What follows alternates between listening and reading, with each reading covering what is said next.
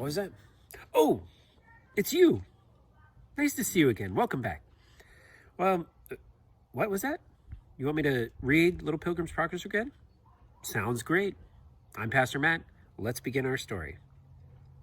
Chapter 13, Formalist and Hypocrisy.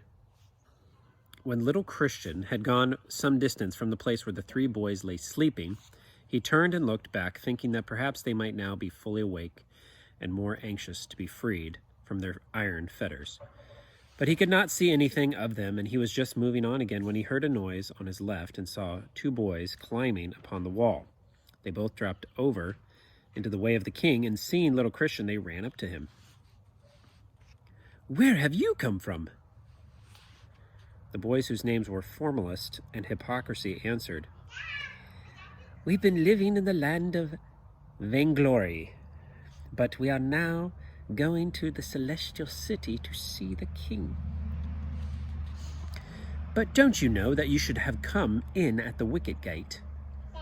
"Oh," cried the boys, "that is much too far from our country. We just made a shortcut across the fields and came over the wall." Little Christian thought that the king would not like people to begin their pilgrimage in this way, and he said, "I'm afraid you ought not to have done so." "Oh, don't you bother about it. Our people never go round by the gate. Besides, what does it matter, as long as we get onto the right road? You come in by the gate, and we came over the wall. And now we are exactly in the same place." "I don't think you ought to have done it." "What nonsense. We are just as good as pilgrims as you, except that you have such fine clothes, which very likely somebody had to give to you because your own were not fit to be seen."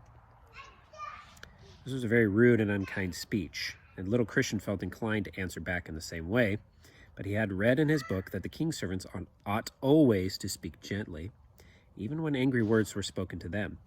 So he waited a minute and then said quietly, "That is quite true. My things were all spoiled and shabby, and the king gave me these clothes himself. It was very kind of him, and I am very glad he did it. Because now I am sure that that when I get to the city, he will know that I am one of his own little pilgrims, and the Shining One has set the king's mark on my forehead, and I have a roll that I'm to show at the end of my journey. You have not any of these things because you did not come in at the wicket gate." But the boys only laughed, so little Christian left them and walked on by himself. Presently they all came to the foot of the hill called Difficulty. The way of the king led over the hill, and it was very rough and very steep, but little Christian knew that he must not turn away from it.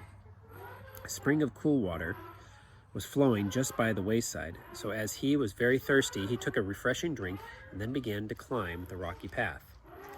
Formalist and Hypocrisy were a little way behind Christian, and when they came to the hill, they saw two paths which turned one to the right and the other to the left out of the straight road. Thank you, Mercy. "What is the good of climbing up that steep place? These two paths are smooth and easy, and as they go round the hill, they must come into the king's way again on the other side." So Formalist said, "I will go along this path." And Hypocrisy said, "I will go along that one." And the boys parted, believing that they would meet again very soon. Now, if they had entered by the wicket gate, they would have known, as little Christian did, that the straight road was the only safe one. But I'm sorry to tell you that both these foolish boys were lost because they had not taken the trouble to obey the king and begin their pilgrimage in the right way. Formalist had entered the path of danger, and very soon he found himself in a great wood. He wandered about for many nights and days, but he could not find his way out of it, and so at last he died of hunger and cold. The path of destruction which Hypocrisy had chosen was no better.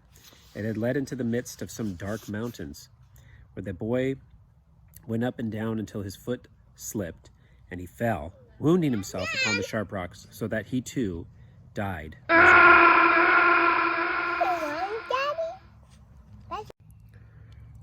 Chapter 14, The Hill of Difficulty.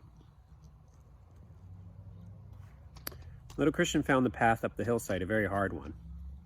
It was covered with rough stones and sharp pieces of rock, which hurt his feet, and it became steeper and steeper as he went on, until at last he was obliged to creep along on his hands and knees.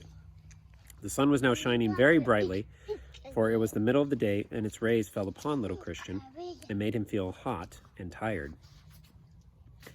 What should I have done? If I had to climb this hill yesterday, I could never have carried my burden up such a dreadful road. When he was about halfway up the hill, the path became easier. He was able to walk again, and the stones did not seem to be quite so sharp. Still, it was hard work climbing, and when he came presently to a little shady arbor, he was very glad indeed. This arbor had been built by order of the king, so that his pilgrims might have a place in which to rest on their way over the hill. Later, look up with your parents what an arbor is. Little Christian went in and sat down. It was cool and quiet, and he thought he would have time to look at the roll that the Shining One had given to him. So he took it out and read in it for a little while. Then, instead of making haste to the top of the hill, he sat idly in the arbor, looking at his new clothes and thinking of many things until his eyes closed and he fell asleep.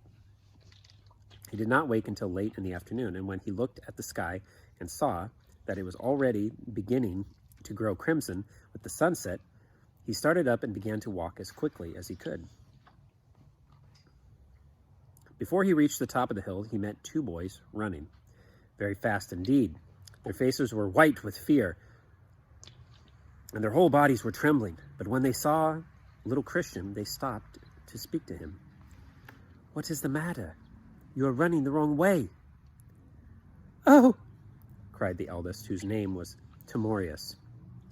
"We were going to the city of the king, and we climbed up this terrible hill. But the farther we go, the more danger we find.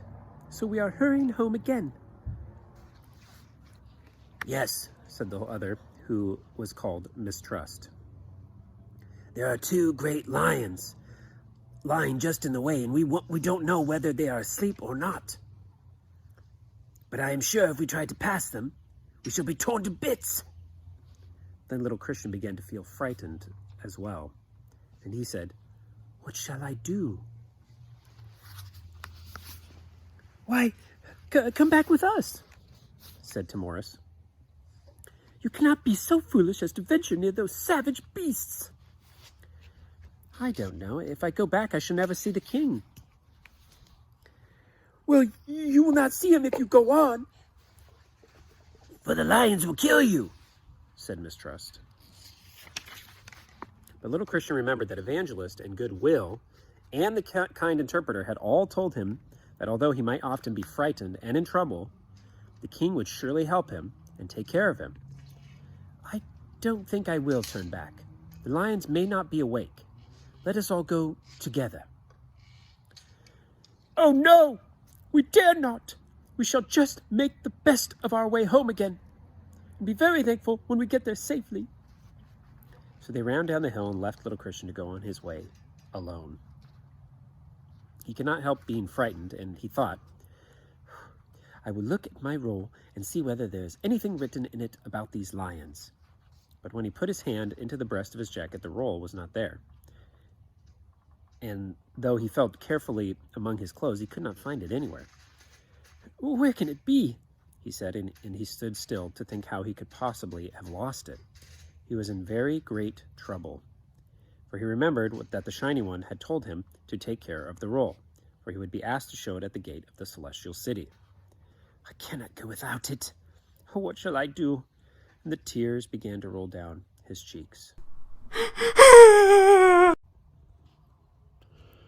Chapter 15. Little Christian comes to the palace beautiful.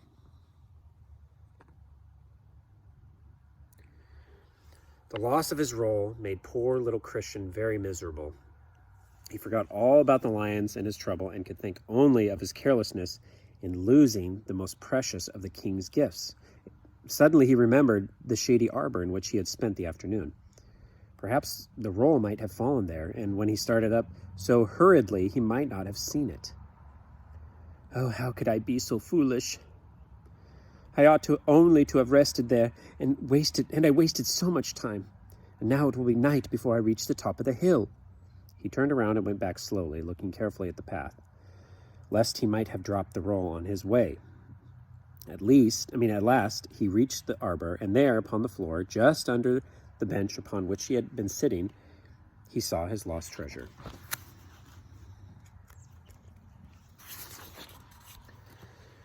We may fancy how eagerly he caught up and how thankful he felt to the king for letting him find it again.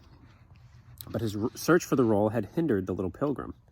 And, although he climbed the steep path once more as quickly as he could, the sun had gone out of sight before he reached the top of the hill, and the light was fading very fast. It is all my own fault. If I had not been so idle, I should not have lost my roll, and I might have had time to find a place to rest in before the night. Then he remembered the lions, and he wondered how far he was from the spot where they lay. He knew that these savage beasts always prowl about in search of their prey during the darkness, and as the shadows grew deeper and deeper around him, he felt more and more afraid. Just when the light had become very dim indeed, a large building appeared in the distance.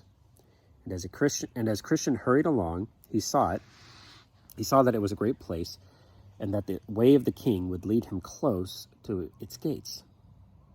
A little cottage stood within the gates, which he supposed must be the doorkeeper's lodge, and he walked quickly toward it, hoping that he might be allowed to stay there for the night. The path now became very narrow indeed, and when he had almost reached the palace gates, Christian saw the two lions, which had so frightened Mistrust and Timoris, lying just before him, one on each side of the way. The lions were chained, but it was too dark for the chains to be seen, and little Christian stood still, wondering what he should do.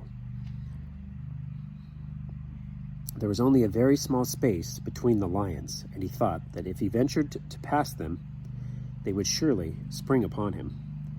The name of the doorkeeper was Watchful, and he knew how much the pilgrims feared the lions, so he came very often to the door of his house to see if anyone was coming near.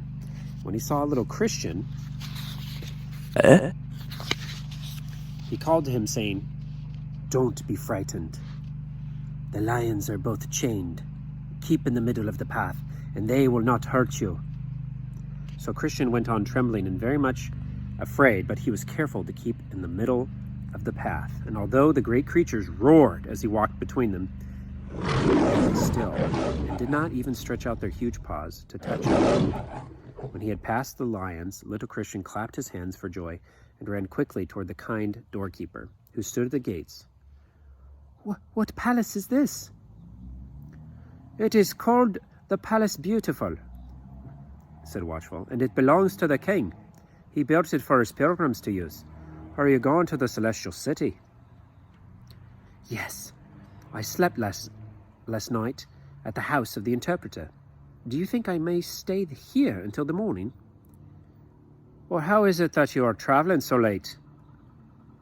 Then little Christian had to tell of his idleness in the afternoon, and how he had lost his roll, and how he had been obliged to go back to look for it. "Well, I will call the lady of the house, and if you are one of the king's little pilgrims, she will take care of you."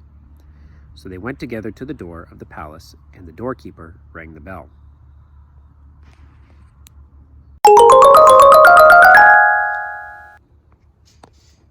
Ooh.